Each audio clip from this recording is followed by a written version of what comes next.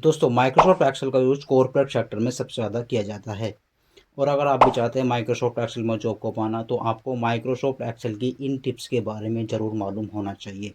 दोस्तों मैं लेकर के आया हूँ माइक्रोसॉफ्ट एक्सेल की 5 amazing useful and powerful tips and tricks जो आपको एक्सेल में मास्टर बना देगी। तो वीडियो को लास्ट तक ज़रूर देखना, आपके बहुत ज़्यादा काम आने वाली है। बिल्कुल भी स्किप मत करना। हेलो दोस्तों, मैं मोहसिन स्वागत करता हूं अपने यूट्यूब चैनल एम्स कंप्यूटरलॉजी में, जहां पर मैं लेकर के आता रहता हूं कंप्यूटर टेक्नोलॉजी से जुड़ी हुई ढेर सारी टिप्स एंड ट्रिक्स।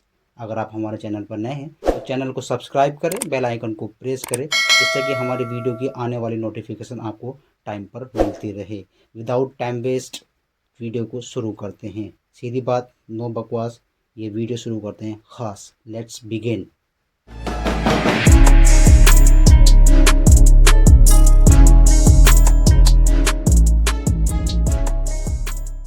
दोस्तों टिप्स नंबर 1 में हम जानेंगे यहाँ पर रेस्ट्रिक्ट डुप्लीकेट एंट्री।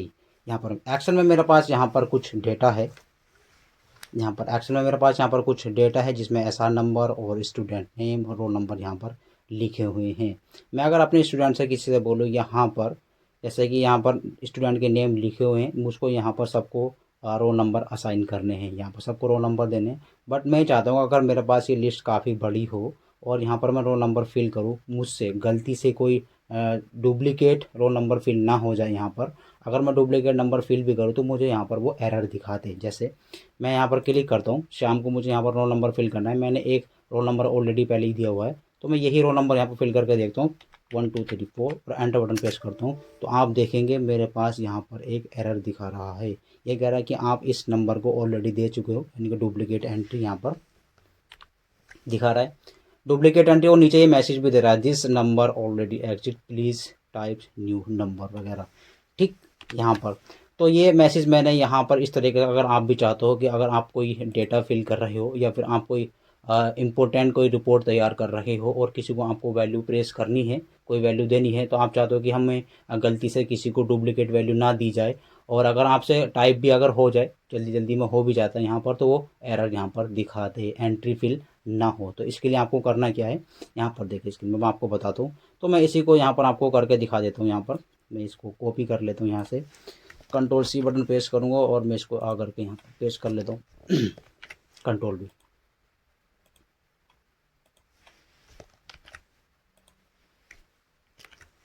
इसको मैं मेंटेन कर लेता हूँ। ठीक, आपको करना क्या है यहाँ पर, ठीक, तो मैं उसके लिए आप यहाँ पर एक फंक्शन का यूज़ करने वाले हैं यहाँ पर। ठीक है, मैं इसको बॉर्डर भी इसको यहाँ से असाइन कर लेता हूँ और इसको थोड़ा सा यहाँ पर बोल्ड कर लेता हूँ। यहाँ पर मैं यहाँ पर नंबर फिल करूँगा, जैसे कि डुप्लीकेट एंट्री ढूंढने के लिए मैंने मैनुअल यहाँ पर कोई नंबर फिल करा 1 1 और यहाँ पर 2, फिर अगेन 2 और यहाँ से कुछ भी मैं फिल करूँगा।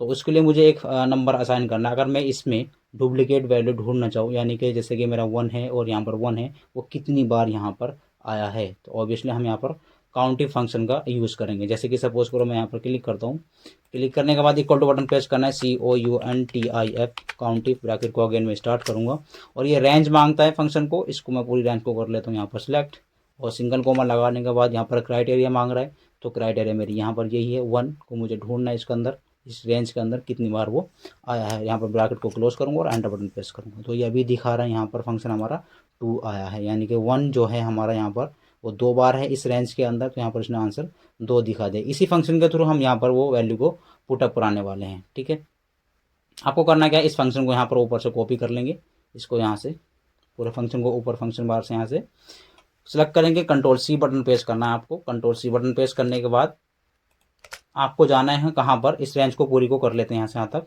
सिलेक्ट। ठीक, मैं इसको यहाँ से डिलीट कर लेता हूँ। करने के बाद आपको ऊपर जाना है यहाँ पर डेटा वैलिडेशंस पे, डेटा टाइप पे आप क्लिक करेंगे। क्लिक करने के बाद ऑप्शंस आपको मिलता है यहाँ पर डेटा वैलिडेशंस। यहाँ पर डेटा वैलिडेशन पर आप क्लिक करेंगे, आपको जूम करके यहाँ पर डेटा वैलिडेशन पर आप क्लिक करेंगे, नीचे ऑप्शन मिलेगा आपको डेटा वैलिडेशंस का। इसके सामने आपके सामने एक ये पॉपअप विंडो आपके सामने आ जाएगी। आने के बाद यहाँ पर आपको क्लिक करना है सेटिंग्स में। सेटिंग्स पे जाने के बाद आपको यहाँ पर क्लिक करना है। क्लिक करने के बाद नीचे ऑप्शन मिलेगा आपको कस्टम का, आपको उस पर क्लिक करना है और जो फंक्शन आपने कॉपी किया था उसको यहाँ पर पेस्ट कर देना है। पेस्ट करने के बाद यहाँ पर इसको लेस देन 2 रखेंगे, लेस देन यहाँ पर 2।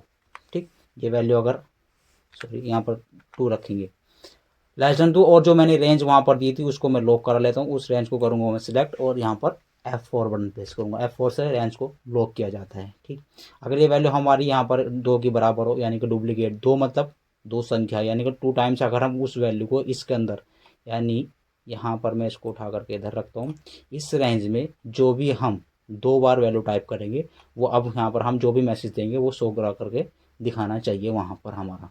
तो क्या करना है आपको, ये वैल्यू मैंने यहाँ पर फंक्शन इस तरीके से आपको फिल कर देना है। फिल करने के बाद आपको आना है एरर अलर्ट पे, यहाँ से इस तरह आपको स्टॉप को ही दिखाना है। तो अगर यहाँ पर क्लिक करके आप वार्निंग का या फिर इन्फॉर्मेशन का मैसेज भी यहाँ पर दिखा सकते हैं। मुझे यहाँ पर स्टॉप का ही दिखाना है। और टाइटल में क्या रखना आप अपने अकॉर्डिंग यहाँ पर रख सकते हैं। जैसे कि मैं यहाँ पर रख देता हूँ डुप्लीकेट वैल्यू, इस तरीके से ही डुप्लीकेट वैल्यू यहाँ पर मैं रख देता हूँ डुप्लीकेट वैल्यू। और नीचे कोई मैसेज आप देना चाहो तो अपने अकॉर्डिंग यहाँ पर दे सकते हो। जैसे कि मैं देता हूँ यहाँ पर this number is already exit, उसको यही मैसेज देना है। ठीक, यहाँ पर, और मैं यहाँ से ओके बटन पर करूँगा इसको क्लिक। बस आपको इतना करना है। इतना करने के बाद आपको क्या आना है, बस यहाँ पर कोई वैल्यू आप पुट अप करेंगे। जैसे कि मैंने यहाँ पर 1 2 3 4 कोई रोल नंबर असाइन किया मैंने राम को, और एंटर बटन प्रेस करूँगा मैं यहाँ से। ठीक, ये प्रेस करने के बाद अगर यहाँ पर आप कोई दूसरी वैल्यू पुटअप करो, यहाँ पर मैंने पुटअप करी तो ये देखो दोनों वैल्यू हमारे डिफरेंट, तो यहाँ पर कोई भी मैसेज नहीं दिखाया।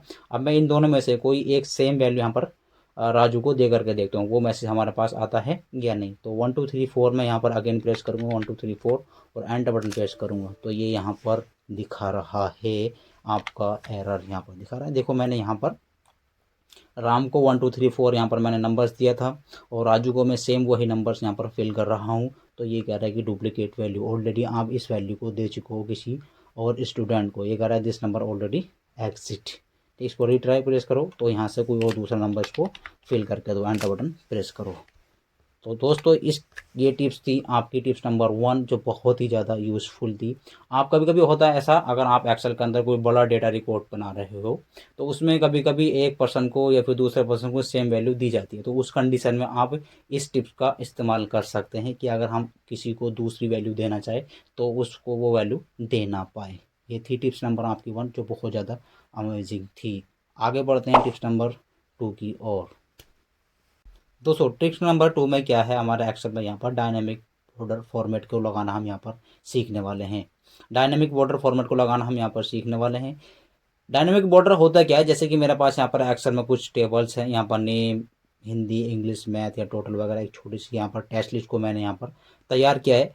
अब इसमें क्या है कि मैं नीचों को यहाँ पर कोई भी नेम यहाँ पर फिल करता हूँ। जैसे कि राजकुमार मैंने ऑलरेडी फिल किया है, मैं यहाँ पर राजेश यहाँ पर लिखता हूँ RJESS राजेश और एंटर बटन प्रेस करता हूँ। तो ये देखिए आप, इसका फॉर्मेटिंग ऑटोमेटिक यहाँ पर लग करके आ रहा है, मतलब इसका जो बॉर्डर है वो ऑटोमेटिक यहाँ तक आ रहा है। नीचे मैं नीचे आ करके कोई और दूसरा नेम फिल करता हूँ। यहाँ पर दूसरा नेम मैंने यहाँ पर फिल करा, जैसे कि राजू मैंने ये फिल कर दिया और एंटर बटन प्रेस करता हूँ तो बॉर्डर ऑटोमेटिक मेरा यहाँ पर असाइन हो रहा है। मैं यहाँ पर कोई नेम फिल करता हूँ तो इस तरीके से ये बॉर्डर ऑटोमेटिक फिल हो रहा है। तो यहाँ पर डायनेमिक बॉर्डर फॉर्मेट ये मेरा किस तरह से फिल हो रहा है, ये ऐसा ही नहीं, डायनेमिक का मतलब होता है लगाना चाहो लगा दो, अगर मिटाना चाहो तो ये मिट भी जाता है। जैसे कि मैं यहाँ से कोई एक नाम डिलीट कर देता हूँ, जैसे ही मैं डिलीट करूँगा और बैक जाऊँगा, देखो यहाँ पर बॉर्डर भी यहाँ से डिलीट हो रहा है। ठीक, मैं राजू को यहाँ पर डिलीट करूँगा तो बॉर्डर भी मेरा ऑटोमेटिक डिलीट होगा। तो ये मैंने कैसे किया इसके बारे में आइए जान लेते हैं। मैं इस डेटा को उठा करके यहीं पर रख लेता हूँ, इस बॉर्डर को, यहाँ से बॉर्डर को मैं इसी के बना करके दिखा देता हूँ आपको। मुझे यहाँ पर क्लिक करना है और मैं इसको यहाँ पर पुटअप कर दूंगा। यहाँ पर इतना करने के बाद अब मैं चाहता हूँ कि यहाँ पर नीचे जो भी वैल्यू मैं यहाँ पर टाइप करूँ उसका डायनेमिक बॉर्डर ऑटोमेटिक बन के आना चाहिए। तो उस वक्त करना क्या, आपको यहाँ पर क्लिक करना है। क्लिक करने के बाद इसमें जो हम यूज़ करने वाले हैं फॉर्मेट का, जो जनरली बहुत से बच्चे जानते भी, हम यूज़ करने वाले हैं कंडीशन फॉर्मेटिंग का। आई रिपीट, हम यूज़ करने वाले हैं कंडीशनल फॉर्मेटिंग का, जो अपने आप में बहुत ही अमेजिंग और अच्छा यूज़फुल ऑप्शन है एक्सेल के अंदर।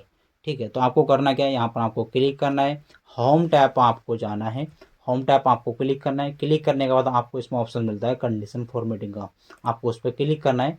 क्लिक करने के बाद इसमें एक ऑप्शन मिलेगा आपको नीचे न्यू रूल्स का, आपको उस पर क्लिक करना है।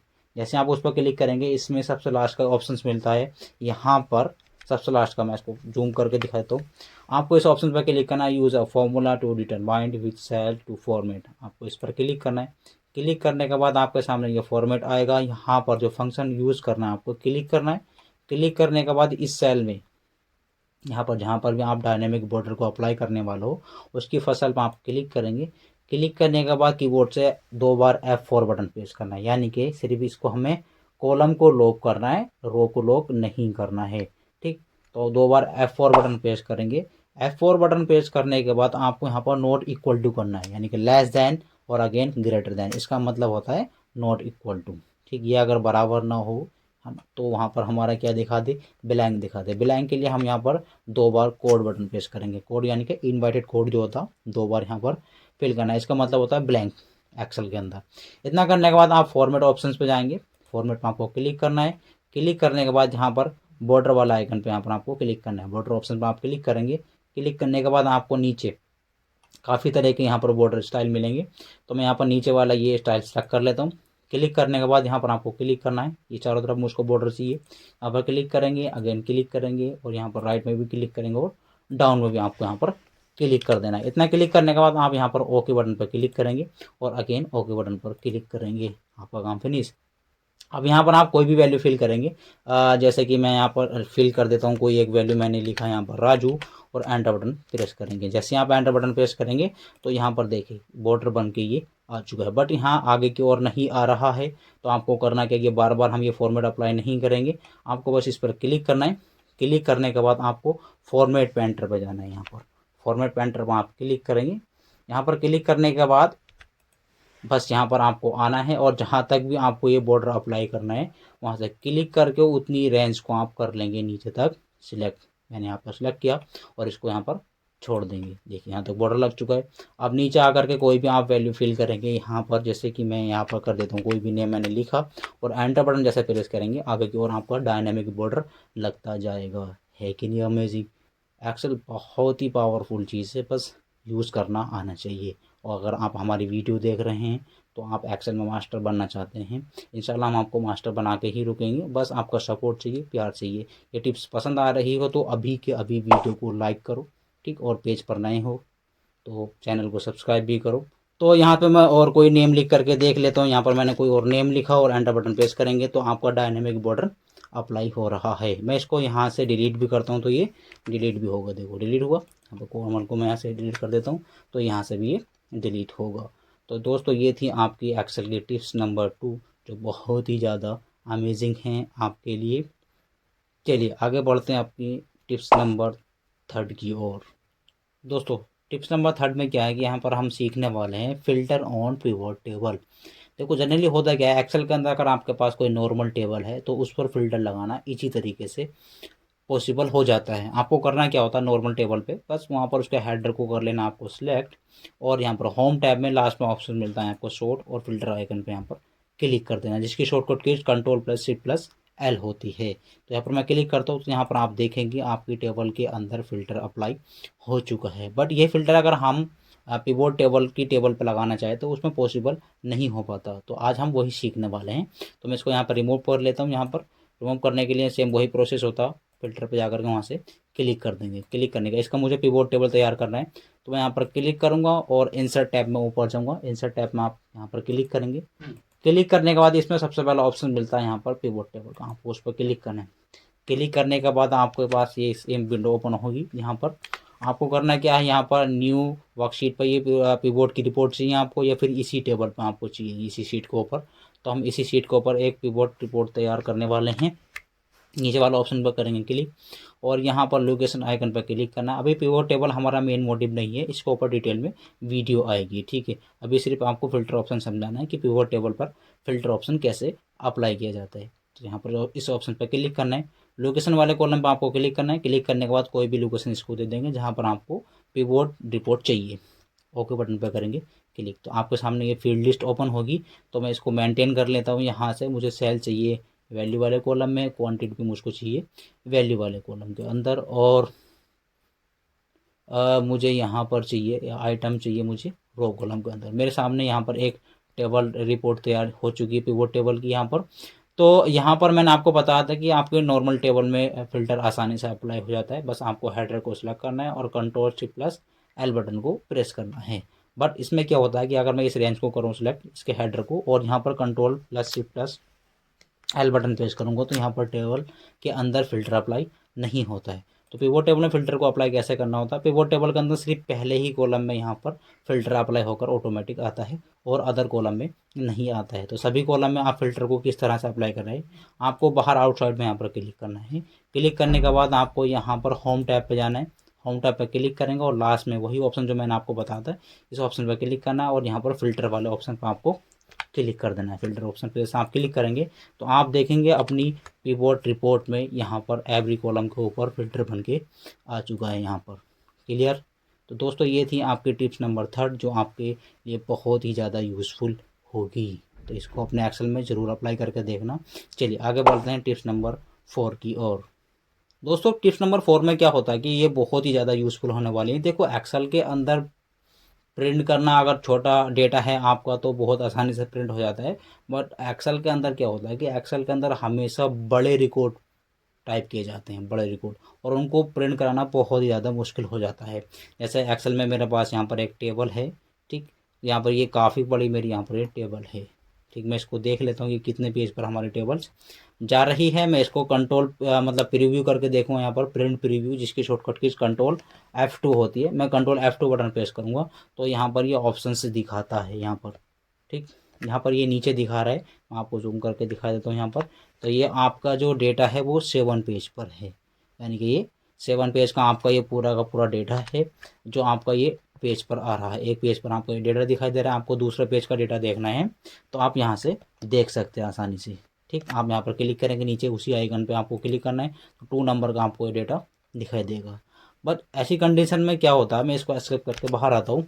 मैं ये चाहता हूँ कि ये जो डेटा है हमारा, ये इसका हेडर है, टाइटल ये जो दिख रहा है ना आपको, ये इसका हेडर है। मैं जैसे कि कंट्रोल F2 बटन प्रेस करता हूँ और पहले पेज पर मेरा ये डेटा हेडर यहाँ पर शो होकर के हमको दिखाई दे रहा है। यहाँ पर आपको दिख रहा है पहले पेज पर, तो ये मुझको टाइटल यहाँ पर दिख रहा है इसका, ठीक।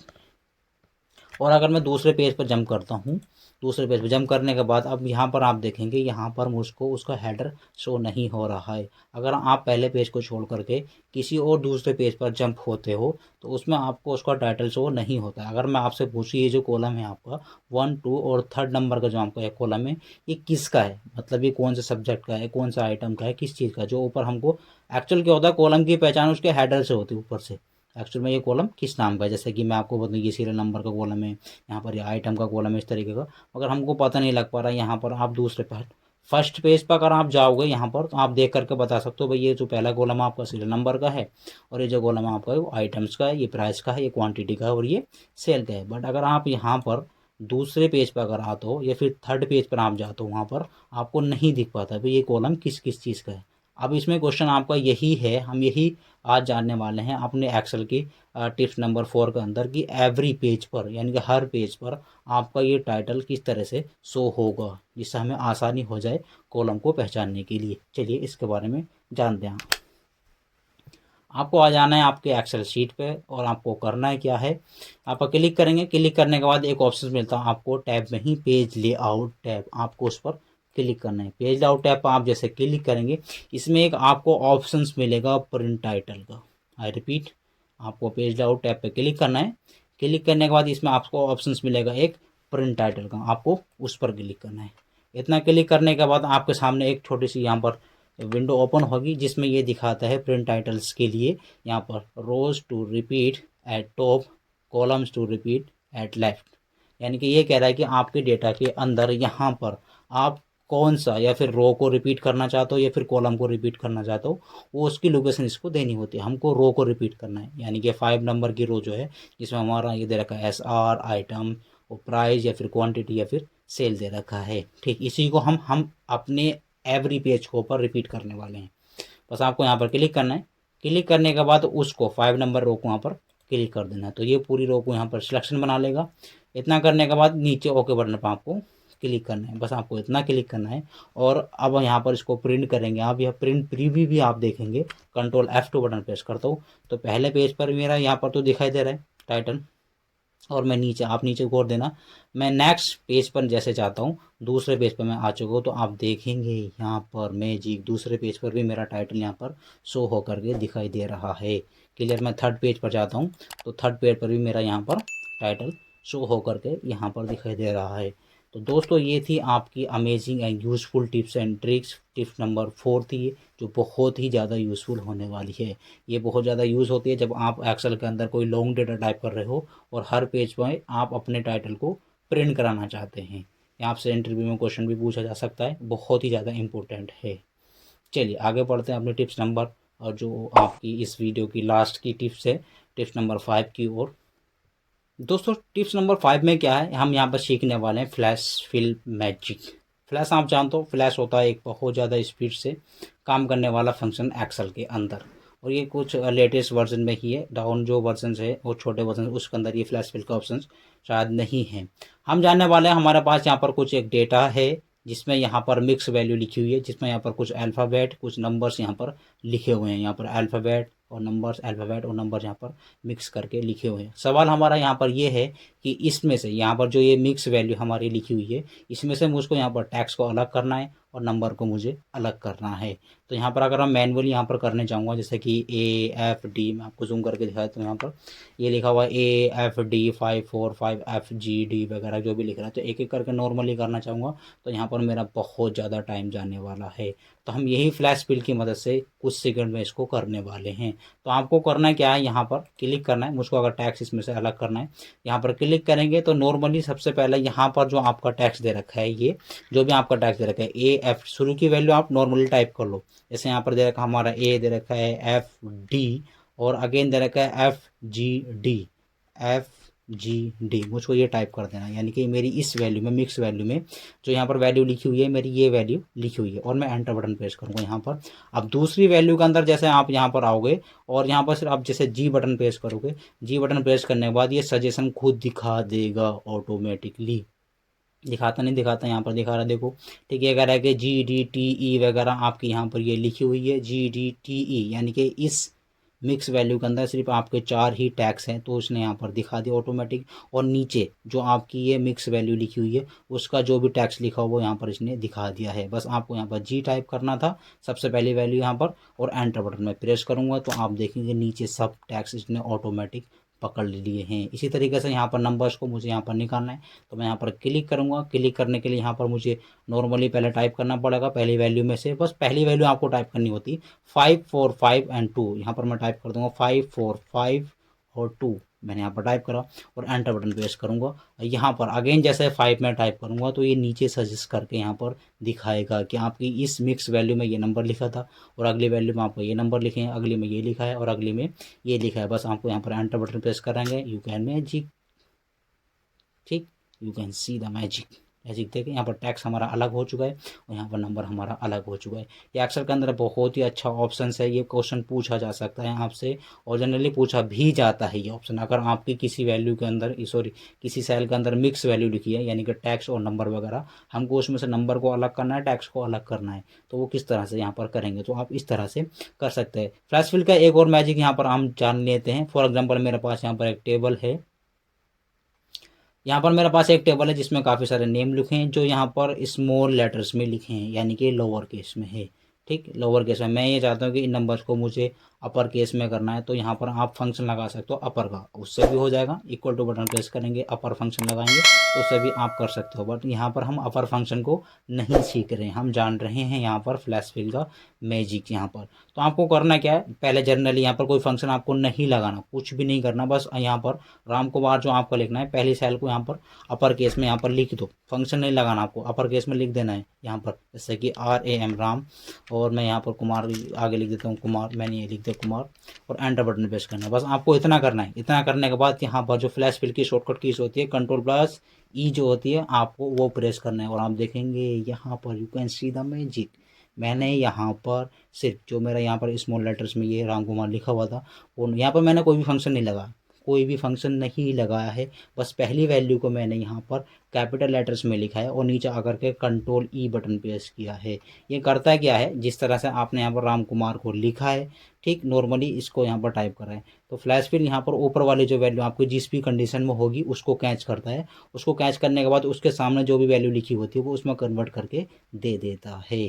तो दोस्तों ये थी माइक्रोसॉफ्ट एक्सेल की 5 amazing useful and powerful tips and tricks जो आपको एक्सेल में बहुत ज़्यादा स्ट्रॉन्ग बनाती है। आपको ये टिप्स ज़रूर आने चाहिए और टिप्स पसंद आया तो आपको लाइक करें, कमेंट्स करें, दोस्तों के साथ शेयर करें और चैनल को सब्सक्राइब जरूर करें। आपका सपोर्ट हमारे लिए बहुत ज़्यादा महत्वपूर्ण होता है। मैं आपके लिए लाता रहूँगा इसी चैनल को ऊपर कंप्यूटर टेक्नोलॉजी से जुड़ी ढेर सारी टिप्स एंड ट्रिक्स।